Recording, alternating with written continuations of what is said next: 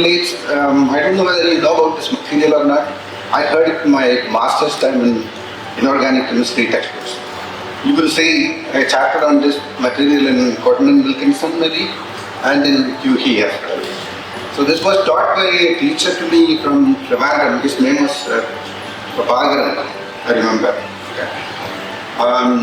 Very fascinating. He used to show his structures, how tetrahedra coordinate with octahedra, all those very complex structures he used to explain in the class. I remember he teaching us metal complexes, complex metal oxides, etc. I was wondering what is the use of all these materials at that, maybe structural information, XRD and other things they used to use to unravel the properties of this kind of, mainly electrical and magnetic properties were investigated, I think. And that happened, and what we are familiar with batteries, when it comes to batteries, is ions, metal ions, lead ion, maybe copper, for example, zinc ions, zinc batteries, lead acid batteries, chromium ions. These are the immediate things that come to our mind as redox couples in energy storage, electrochemical energy storage devices. This one is not a metal ion, it's a molecular ion. It's a complex molecular ion. So that is the important part of that complex molecular ion. It adds in many ways to storing energy. That's what I'm primarily going to focus on. For that I need this battery, okay, to take you to how a POM helps in energy storage. Can be demonstrated with a lead acid battery.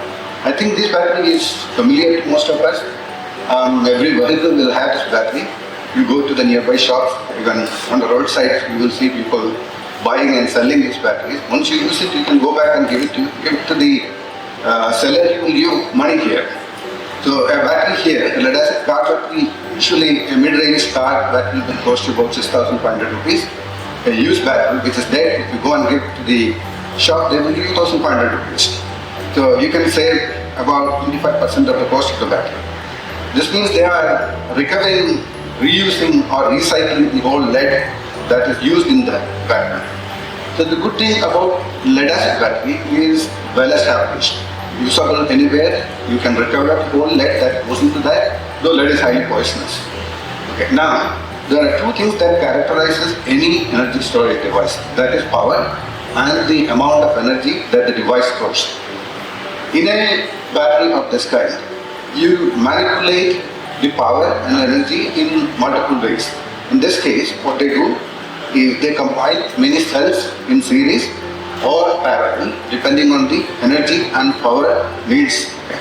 So you may have arrays, and inside the battery, that means you increase the number of cells to add the voltage, increase the cell area, or connect the stacks in parallel to increase the current. So these are the ways you will play with the voltage and current. Increase the number of cells, increase the voltage, increase the area of the cell, or increase the parallel connections to increase the current, so that you reach at the desired voltage and desired charge storage capacity. You will say in voltage and milliwatt into voltage, or milliwatt hours or megawatt hours, or whichever energy that you want to use. Okay. So that is what you have. The limitation of this kind of a battery is that the power and energy is within the cell. Okay. The electroactive materials is within this chamber. And once you consume that electroactive material, you don't have any more energy. You have to go and recharge that battery. So that is the limitation of this kind of a battery. The good thing about this battery is, in addition to the supporting electrolyte, sulfuric acid that you have, the only ion that comes into the solution phase is lead plus ion. So you don't need multiple chambers. You can have a common chamber with all this happening inside. You just need to ensure that the cells or stacks are not shorting each other. So we use cloths for that purpose to separate the cells from electrically contacting each other. So this is highly portable and modular, and we use this in vehicles and for many, maybe at homes and in offices, etc. for UPS purposes. So that is the battery. The flow battery is a different concept. The first flow battery that was developed is vanadium redox flow battery. This is also very fascinating to me, but because we were studying at some point about the multivalencies of tungsten and vanadium. So this was used in 1980s. I did not know this until I came across batteries, that such a battery existed. I don't know whether you know about flow batteries or not, but it's an interesting concept to me.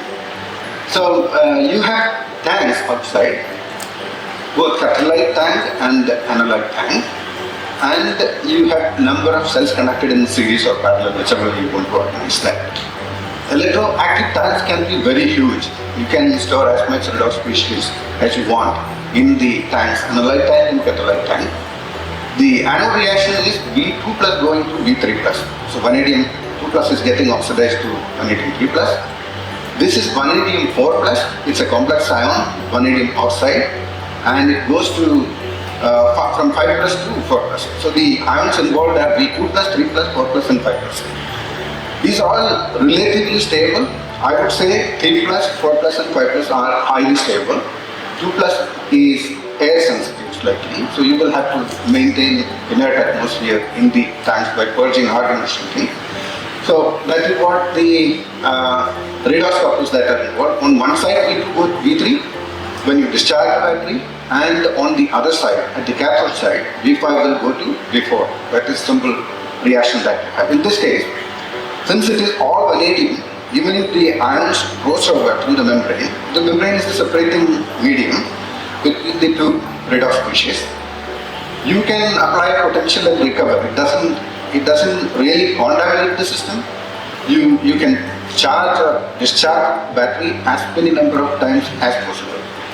To understand this cross-contamination issues, you just replace this vanadium on both sides with iron and chromium, let's say.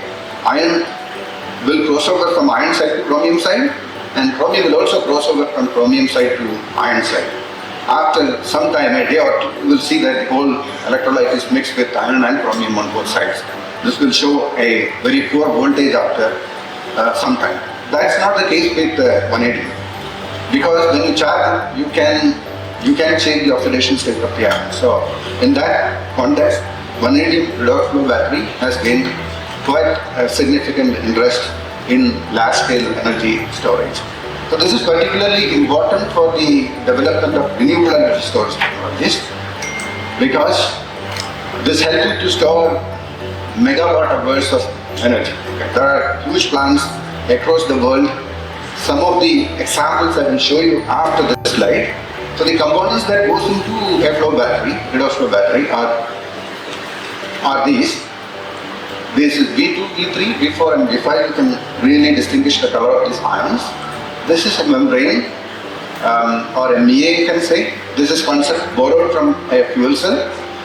This is the black part is the carbon cloth or paper electrodes, which are commercially widely available. You can buy this carbon material very cheap.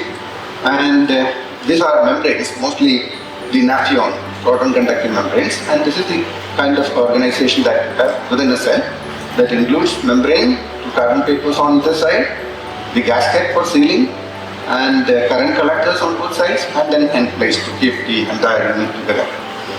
This is the membrane that you have. This is how a test station looks like. So this is something that we did. We went on to making cells of area 1 meter, 1000 centimeters square, that is 30 centimeter by 30 centimeter approximately. Each cell will give you 1 volt at practical current densities, and number of cells you can include 30 of them. Stack voltage will be 30 therefore, and if you can somehow get a current density of 100, even 100 milliampere per centimeter square, which is typically 4 times that of a battery, oh, this is magical. Why is it not going here? Everywhere with power off. I am lucky, unlike Professor Thomas. He had many interruptions. I was wondering what are we going to do.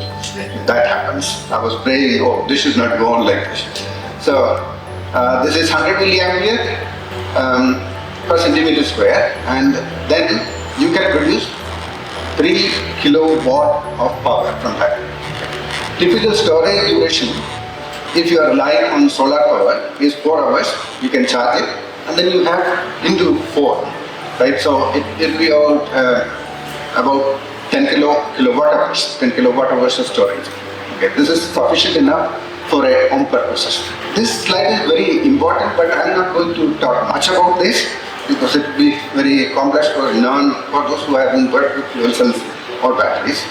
Fuel cells are characterized in one way, and batteries are characterized in a different way. Okay.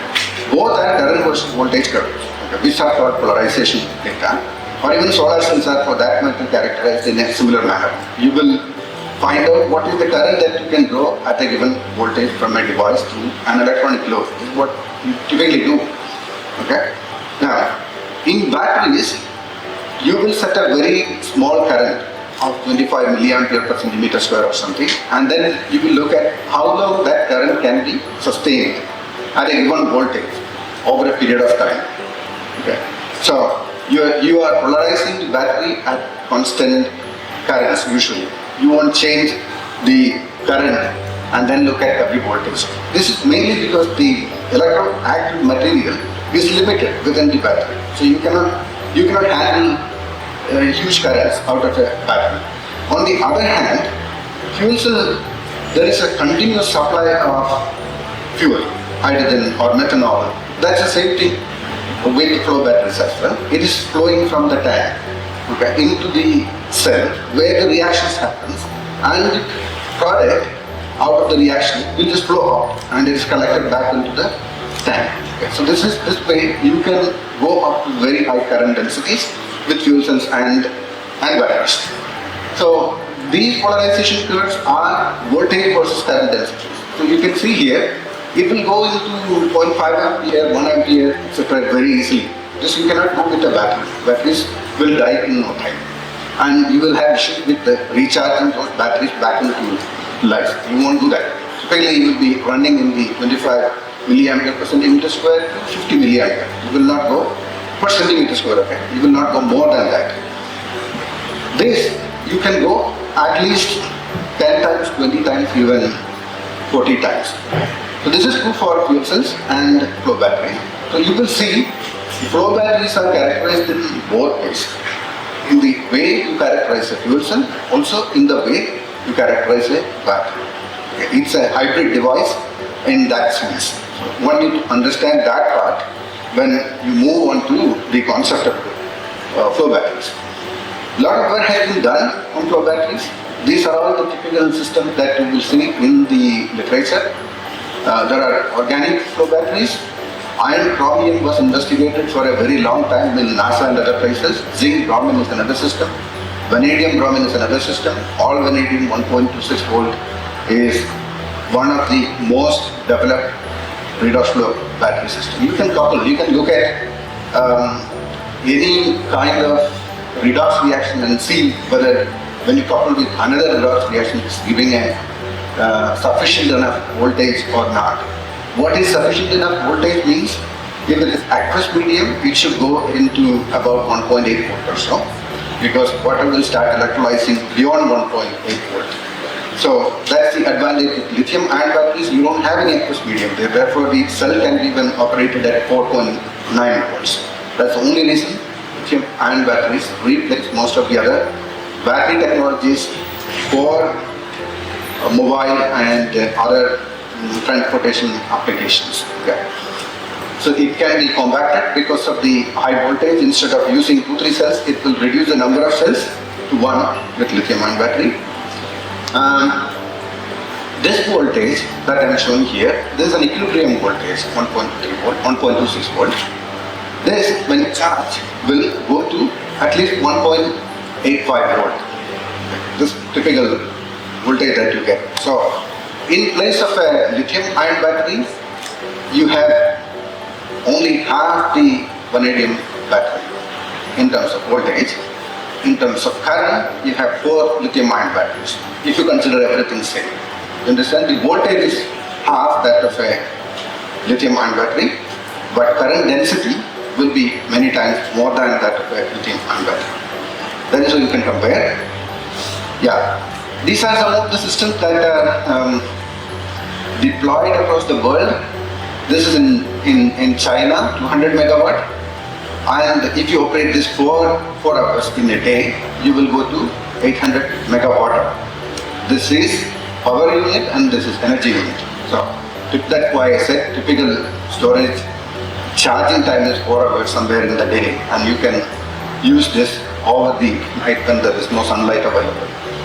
This is a 3 gigawatt storage stuff. Chinese have done this again in Dalian, China. 3 gigawatt is almost something like a POM hydro power plant, something like the hydro power plant in Idukki of that time. Okay, very huge. So batteries working at that range was, when I saw this reference, you can go through proceedings of the IEEE 2014 article. You will see all these pictures are taken from there. Highly promising. Large scale, this LSES is large scale energy storage. What one requires is the commitment to develop such kind of systems. I haven't done that sort of things. I look at textbook matters mainly. So this is one of the organic redox flow battery system. So what you have is, you can say this is less toxic and all those, you can tune the voltage by replacing the functional groups, etc. Very complex. We did this. All kind of substitutions happens on the benzene ring. One of the popular redox couple is AQS. This is anthraquinone sulfonate and AQSH. So one redox reaction is with this H plus and 2 electron going into this OO group, and the other one is benzoquinone dihydrobenzoquinone on this side. You can construct a battery with this, but there are several issues with organic stuff. Substitution reaction, crossover from one side to the other, all sort of difficulties happen. But there are companies that are trying to develop organic redox flow batteries in the US and other places. Recently, when we submitted a paper, the rot of organic, we said this is not that attractive or appealing. The reviewer wrote to us, no, we have companies, you go and check this websites, you will see on this in the US. So I think there are companies of organic redox flow batteries. So this is all-encompassing characteristics of all storage systems. These are all various storage systems, large-scale energy storage systems. In case you don't know these abbreviations, please look at here. So POM hydro is on the top, compressed air energy storage. This is thermal energy storage. VDLC is double layer capacitors, and then all sort of batteries, and the last one is the redox flow battery system. So in the redox flow batteries, you have very high power available in the range of 2 to 100 megawatts. Even gigawatts are available. This is an old table that I have taken from a review in 2014 or so, but 3 gigawatts etc. started happening after 2020. So I haven't updated this table to say. And the efficiencies are also very good with redox flow batteries in the range of 85%, because the redox reaction that is involved is just an electron transfer. With fuel, what we try to do is to understand the electron transfer reactions across the electrode-electrolyte interfaces. And their cycle life is very high. It goes beyond 30,000 times in, I will be finishing, don't worry. So such comparisons exist, and I'm skipping that. I will come to polyoxometalate now. So polyoxometalates are this kind of cage compounds. Primarily they are Higgin type, Dosen type and Linkous type. They have this kind of a general formula. Silicon, phosphorus, zinc are all central heteroatoms. Metal ion at the transition metals like vanadium, tungsten and molybdenum are in the structure. These are the chemical formulas that you can look at. Why they are considered for batteries and what is the advantage that you get.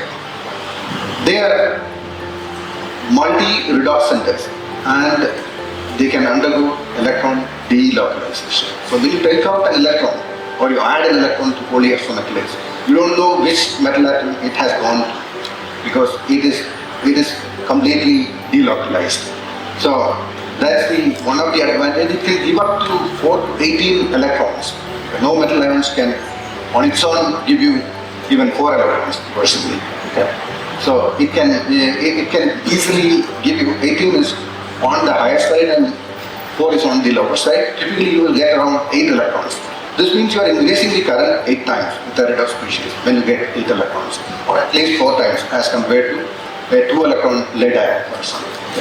So their rate coefficients, this we do quite a lot of work on determining the rate coefficients. Rate coefficients are 10 power minus 3 as compared to 10 power minus 6. This is 1,000 times improvement in the kinetics of the reaction. Okay. They are very super fast reactions. They will give you reach at that equilibrium potential, the electron would have transferred in very, very low over voltage. So that's an advantage. So the polarization losses are very, very limited. There's no loss at all, you can say. They are large size, so that it doesn't cross over from one side to the other side. Highly soluble, exhibit stability under a wide pH range, pH conditions, and they undergo proton coupled electron transfer. This is the reason you get the multiple redox centers possible in the complex oxide structures of polyoxometalates. So we were testing many of these polyoxometalates as possible redox species for flow batteries, and they are also used in catalysis, medicine, materials for hydrogen storage and supercapacitors. We do quite a good amount of work on hydrogen storage with POMs as well. You can reduce the POM and extract hydrogen whenever hydrogen is required. It does not require that much of an energy input. What we have done in this case is 2 minutes. Is you replace, this is how a voltammogram of a POM looks like. This is a 1 electron process and 2 electron process. So this is 4 reversible redox electrons you can get from this. All of them are below the voltage of about 100 millivolt. Okay. So these are easy analyzed for redox flow batteries. This you can combine with oxygen or anything that has a voltage equilibrium potential beyond 1 volt. So that you get a voltage of cell voltage of 1.5 or so. We did that, and these are the proton coupled electron reactions that I was talking about. This is for the first electron transfer, second electron transfer, and third electron transfer, minus 0.385. Okay. So with this, you can generate the kind of batteries that you want, replace vanadium with POM, and that leads to POM-based flow batteries. So help you to reduce the number of cells that are required to get the same kind of output. This is in the same way as that happens with lithium, where you increase the voltage. With POM, you keep the voltage same as that of the lithium ion battery, but you increase the current that you can get, at least 10 times. So you can go on developing some POMs. Synthesis of POMs are important therefore, and maybe you can go to UG and Cotton and take some ideas from there and combine with the new methods of synthesis to generate some new redox couples, and maybe battery future may change. Okay, so with this, I'm not going to delve into this anymore. I'm going to summarize here. Okay. Among battery technologies, flow batteries are well suited for stationary applications. They are limited by voltage, but multi-electron transfer reactions make it possible to have higher currents. Overall power can be comparable to that of a lithium-ion battery, and with proper POMs, it can be a strong contender for even mobile or mobility or mobile applications as well. They can be used as redox fuels once it is reduced, and as a hydrogen storage material and as a catalyst. These are the other areas that people investigate with redox flow battery. POMs. This is my group. All those fellows gone from since I joined. And this is Professor Gandhi from Chemical Engineering Department that I at Indian Institute of Bangalore. He was my co-supervisor, visited recently, so I wasn't there, so my students took the photograph. The funding is primarily from Institute gives a lot of money to us. The first two students were from Monash Academy. IIT Monash Academy is a It's a university concept that is in IIT. Indo-UK Centre for Energy, etc. gave us money. Jews joined UK-India Consortium for Energy. That was another project. This is IFCPAR that is running into the third phase at IIT Bombay. DST has been kind enough with us. SCRP has given us money, and Sirius is Indo-US programs. So we were lucky to get money from all these people, and so that's what I said. It was surprising to come here. I thank all of you for the questions. And if you have any questions, I can try to answer those. Very nice, very impressive talk. People always complain about the energy density and the stability of the electrolyte flow batteries. Any innovations have been made in this respect? It depends. Are you asking me about the POMs?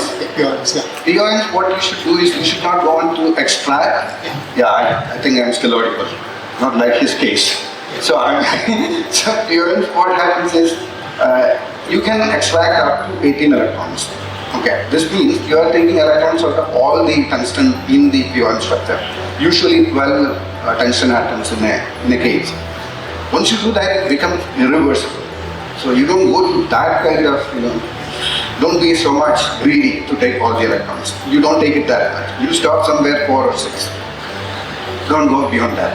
So that will give you reversible electron transfer, making the delocalization really possible. And that will limit the current, I agree, or power density or energy storage or whatever you want to call it. But then it will be reversible, but still you get 4 electrons instead of 1 or 4 to 8 is a reversible electron transfer in ions. And the cage-like structure really provides a lot of possibilities. Cage-like structure of the Yes. That is why you are able to take many electrons. Otherwise, it won't be possible. So my message is that just don't think batteries are always based on metals. Okay, that is what I was trying to communicate with you with the lead-acid batteries. So I introduced some organic redox couples which doesn't have metal ions. Also, inorganic compounds like POMs. It has metal, but it can yield more than 4 electrons. So it's a complex ion or a compound ion of a molecular ion, you can say. Any other questions to me? Yes, ma'am. She is an electrochemist here. She was telling she has potential stat. How many potential stats you have? She asked me. She threatened it almost. I am much more stronger, she said. Hi sir, thank you for your presentation. So I am working with actually metal ion batteries. So I am doubtful if these are rechargeable. So have you performed GCD for this? GCD is galvanized? Charge discharge. These? Yeah. These compounds? Yes. Are you doubtful about these charge discharge of these ions? Yes. No, you don't need to doubt. You can come to me. Okay. Okay. They are. So during the galvanostatic charge discharge of metal ion batteries, it is a zinc metal that gets exhausted. Zinc should easily happen. Yeah. Are you talking about POM or you are talking about zinc? No, in my case it is. So if you face any difficulty during GCD, what do you replace the electrolyte? Okay. I don't know what is your situation is. Maybe we can. It's a practical difficulty that you're talking about. Yes, exactly. We do zinc also, and some students are working on dendritic growth. You would have heard this word, I think. Dendritic growth in batteries. Everybody talk about dendritic growth, but there is no real investigation going into the dendritic growth as such. So we have taken lead, copper, and zinc, and we then look at how dendritic growth happens. We did not see that much of trouble with zinc. You should be able to easily oxidize and reduce zinc on any substrate. In your case, what is the practical difficulty you face? We don't have any difficulty. I'm saying in your case, it may be a practical difficulty. In case you are unable to charge and discharge zinc, that should be a practical difficulty. Dendritic growth is also a practical difficulty. But that's not a difficulty towards charge discharge. It's only practically built inside a battery. Yeah, exactly. If you're doing a single electrode study, this is not a limitation at all. Long live India and France friendship.